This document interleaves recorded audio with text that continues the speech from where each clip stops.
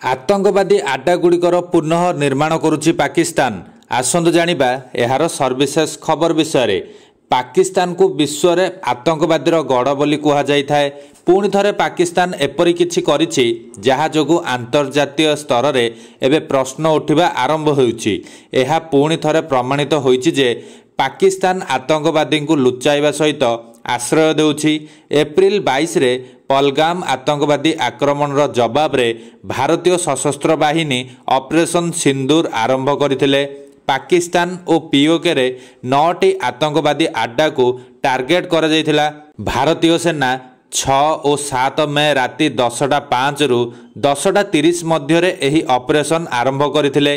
तथापि पाकिस्तान एबे भारत टार्गेट करिथिबा आतंकवादी लॉन्च पैड गुडी को पुनः निर्माण आरंभ करिछि। विभिन्न गणमाध्यम रे एनै खबर प्रकाशित हेउछि। एनडीटीवी रिपोर्ट अनुसार ऑपरेशन सिंदूर रे ध्वंस होइतिबा आतंकवादी आड्डा गुडी को पाकिस्तान पुनः निर्माण करुछि।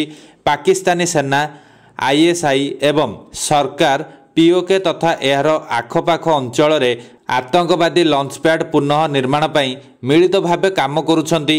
एलओसी निकटस्थ घन जंगल रे पुणी छोट और उच्च मानर आतंकवादी आड्डा निर्माण करा जाउछि।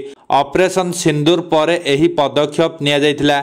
एही ऑपरेशन रे लश्कर ए तैयबा, जैश-ए मोहम्मद, हिजबुल मुजाहिदीन एवं टीआरएफ भली आतंकवादी गोष्ठींकर अनेक आड्डा नष्ट करा जाइथिला।